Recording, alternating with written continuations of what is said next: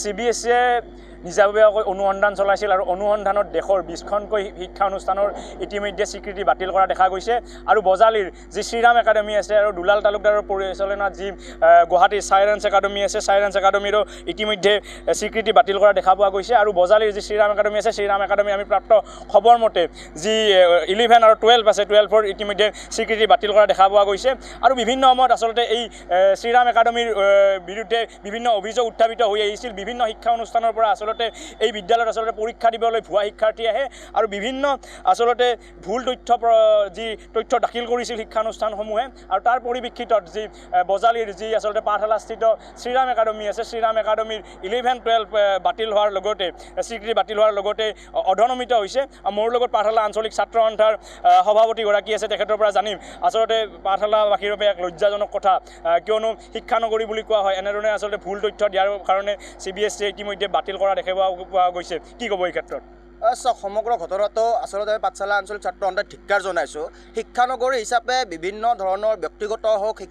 আমাৰ চৰকাৰী শিক্ষানুষ্ঠান হওক সকলো শিক্ষানুষ্ঠানসমূহে লগ হৈ মেট্ৰিক হায়াৰ ছেকেণ্ডেৰীৰ সময়ত যিটো সময়ত ভাল ফলাফল দেখুৱাই এটা ভাল সুনাম বজালী অঞ্চললৈ কঢ়িয়াই আনে এটা শিক্ষানগৰী হিচাপে পৰিচিত সমগ্ৰ অসম জুৰি বজালীৰ নাম সেই বজালীক লজ্জানত কৰা ঘটনা এই শ্ৰীৰাম একাডেমী কৰ্তৃপক্ষৰ দ্বাৰা হৈছে আৰু শ্ৰীৰাম একাডেমীৰ কাৰণে আজি সমগ্ৰ বজালীবাসী লজ্জানত হৈছে এটা ভুৱা আচলতে তথ্য তেওঁলোকে দি বিভিন্ন ধৰণৰ বিভিন্ন অন্য ঠাইৰ পৰা শিক্ষানুষ্ঠানৰ পৰা অনা শিক্ষাৰ্থীক ইয়াৰ শিক্ষাৰ্থী বুলি দেখুৱাই তেওঁলোকে আচলতে সমগ্ৰ ঘটনাটো আচলতে অভিভাৱকসকলক শিক্ষাৰ্থীসকলক এক অন্ধকাৰত ৰাখি এটা লজ্জাজনক যি কাম কৰিছে যাৰ পৰিপ্ৰেক্ষিতত CBSEৰ দ্বাৰা চলোৱা অনুসন্ধানত ইয়াৰ যে স্বীকৃতি বাতিল হৈছে সেয়া আচলতে আমি ধিক্কাৰ জনাইছোঁ দুৰ্ভাগ্যজনক আখ্যা দিছোঁ আৰু আমি এটা কথা চৰকাৰক আহ্বান জনাইছোঁ বা CBSE কৰ্তৃপক্ষক আমি পাঠশালা আঞ্চলিক ছাত্ৰ সন্থাই আহ্বান জনাইছোঁ যে এই যিসমূহ ইয়াৰ কৰ্তৃপক্ষ ঊৰ্ধ্বতম কৰ্তৃপক্ষ বা যাৰ নেতৃত্বত দুলাল তালুকদাৰ ছাৰৰ এই নেতৃত্বত যি শ্ৰীৰাম একাডেমীখন চলি আছে তেওঁলোকৰ ওপৰতো এটা বিহিত ব্যৱস্থা গ্ৰহণ কৰিব লাগে এই স্কুলখনৰ কৰ্তৃপক্ষৰ লগত যিয়ে এই সমগ্ৰ ঘটনাটোৰ লগত জড়িত সকলোৱে আচলতে তদন্তৰ আওতালৈ আহি এই সমগ্ৰ ঘটনাটো অতি সোনকালে অতি শীঘ্ৰে আচলতে এটা উচিত পৰ্যায়ত উপনীত কৰাৰ কাৰণে ব্যৱস্থা গ্ৰহণ কৰিব লাগে আচলতে দুলাল তালুকদাৰ যি পৰিচালনাত এই শ্ৰীৰাম একাডেমী চলি আছে যধে মধে আচলতে বিদ্যালয় খোলা দেখা পোৱা গৈছে দুলাল তালুকদাৰে এই ক্ষেত্ৰত কি ক'ব আপোনালোকে যিহেতু এইখন বোলৰ লগতে গুৱাহাটীখনো ইতিমধ্যে স্বীকৃতি বাতিল কৰা দেখা গৈছে আৰু ইতিমধ্যে বহুকেইখন ইতিমধ্যে শিক্ষানুষ্ঠান তেখেতৰ পৰিচালনা কৰি আছে যধে মধে আচলতে কাঠফুলাৰ দৰে গঢ়ি উঠিছে এই শিক্ষানুষ্ঠানসমূহ চাওক শিক্ষানুষ্ঠানসমূহৰ ক্ষেত্ৰত আমি এটা কথা ক'ব লাগিব আমি এটা কথা বুজি পোৱা উচিত যে শিক্ষানুষ্ঠানসমূহ হৈছে আচলতে জ্ঞান আহৰণৰ বা জ্ঞান প্ৰদানৰ এখন শিক্ষাৰ মন্দিৰ হিচাপে আচলতে আমি ভাবোঁ বা সেইটো কথা অসমৰ ৰাইজে ভাবে বা সকলোৱে ভাবে কিন্তু একাংশই আচলতে কিন্তু এই শিক্ষানুষ্ঠানসমূহ আচলতে ব্যৱসায়ত পৰিণত কৰিছে নিজৰ বেপাৰৰ কাৰণে নিজৰ টকা ঘটা আহিলা হিচাপে ব্যৱহাৰ কৰিব লৈছে এই যাৰ পৰিপ্ৰেক্ষিতত আচলতে এনেকুৱা এটা ঘটনা ঘটিবলৈ পাইছে কাঠফুলাৰ দৰে আজি ইয়াত এখন কালি তাত এখন কোনো ধৰণৰ তেওঁলোকৰ নীতি নিয়ম নাই কোনো ধৰণৰ উপযুক্ত সা সৰঞ্জাম নাই কোনো ধৰণৰ উন্নত মানৰ আন্তঃগাঁথনি নাই যি আচলতে বস্তুৰ প্ৰয়োজন হয় যিসমূহ আচলতে প্ৰয়োজনীয় বস্তু থাকে সেই কোনো ধৰণৰ ব্যৱস্থা নাই গতিকে এনেকুৱা ধৰণৰ ব্যৱস্থা নোহোৱাকৈ শিক্ষানুষ্ঠানসমূহ খুলিছে আৰু খোলাৰ পিছত আজি আমি এটা ঘটনা দেখিবলৈ পাইছোঁ এনেকুৱা ধৰণৰ ঘটনাসমূহ সংঘটিত হৈছে আৰু আমি বজালীবাসীয়ে তাত লাজ পাব লগা হৈছে গতিকে আমি বিচাৰিছোঁ যে ঘটনাটোৰ ওপৰত এটা তদন্ত হওক কৰ্তৃপক্ষৰ ওপৰতো এটা তদন্ত হওক কিহৰ কাৰণে তেওঁলোকে ছাত্ৰ ছাত্ৰী অভিভাৱকক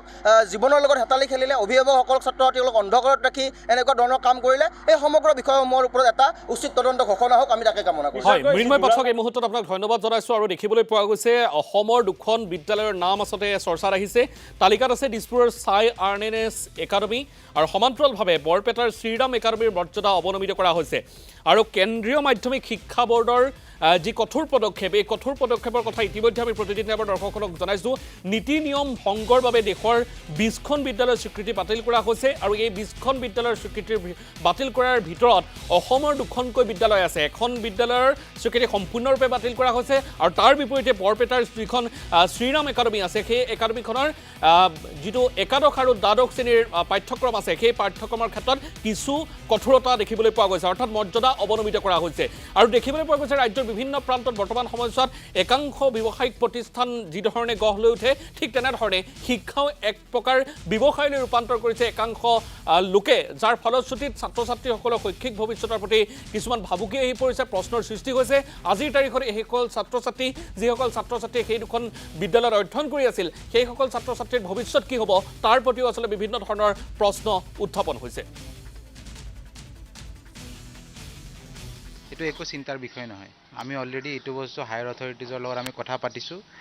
আৰু আমি হায়াৰ অথৰিটিজে কৈছে এইটো আমি এটা স্মল পেনাল্টি বা স্মল এটা এমাউণ্ট এটা দিব লাগিব এণ্ড দেন তাৰপিছত এটা ইনস্পেকশ্যন হ'ব তাহাঁতৰ এণ্ড আমাৰ আকৌ এবাৰ ৰিষ্ট'ৰ কৰা যাব এফিলিয়েশ্যনটো। এতিয়া এফিলিয়েশ্যনটো এতিয়া ডি এফিলিয়েশ্যন হৈছে যিহেতু শিকোৱাৰ কাৰণে আমি বেছি চিন্তা কৰিব এইকাৰণে নালাগে, কাৰণ কি হয় 10 আৰু 12ৰ যিকেইটা ষ্টুডেণ্ট আছে বা ৰেগুলাৰ ষ্টুডেণ্টছ আছে তাহাঁতৰ কাৰণে একো ইছ্যুৱে নাই, কাৰণ ৰেগুলাৰ স্কুল চলি থাকিব, ৰেগুলাৰ ক্লাছেছো হৈ থাকিব। কোনো এনেকুৱা ভাবিব নালাগে, মাছ হিষ্টেৰিয়া হ'ব নালাগে যে স্কুল বন্ধ হ'ব বা স্কুল কিবা হ'ব। প্ৰত্যেকটা ক্লাছ ৰেগুলাৰলি চলিব। কিয় চলিব? স্কুল ল'ৰা ছোৱালীৰ ভৱিষ্যৰ কথা আছে, ষ্টাফৰ ভৱিষ্যৰ কথা আছে, আমাৰ নিজৰ স্কুলৰ ভৱিষ্যৰ কথা আছে। তো সেইকাৰণে আপোনালোকে একো চিন্তা কৰিব নালাগে। আমি যি প্ৰচেছ বা আমি যি প্ৰচিজাৰ্ছবোৰ আপডেট কৰিব লাগে আমি হায়াৰ অথৰিটিজৰ লগত কথা পাতি আছোঁ। কেতিয়ালৈ হ'ব? মেবি 1.5 আপোনালোকৰ এক্সামো চলি আছে? এক্সাম এতিয়া আমাৰ CBSEৰ চলি আছে, কেইটামান এক্সাম বাকী আছে, বাকী এনেই এতিয়া ইভেলুৱেশ্যন ডিউটি চলি আছে। ষ্টুডেণ্ট টোটেল কিমান আছে? ষ্টুডেণ্ট টোটেল এতিয়া নিউ এডমিশ্যন অহাৰ পিছতহে আমি আপোনালোকক একজেক্টলি ক'ব পাৰিম।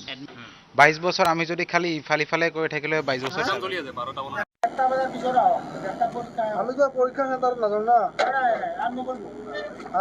বাহিৰা মানুহ যাব দি আছে আপোনালোকে? আমাৰ ষ্টাফৰ হয় নেকি? আমাৰ সাংবাদিকক প্ৰৱেশত বাধা প্ৰদান কৰি আছে। পৰীক্ষাটো চলি আছে। কি হয় আপোনালোকৰ যি স্বীকৃতি বাতিল হৈছে কিবা গম পাইছেনে? আপোনালোকে খবৰ পাইছেনে? পাইছোঁ। কিহৰ কাৰণে হৈছে?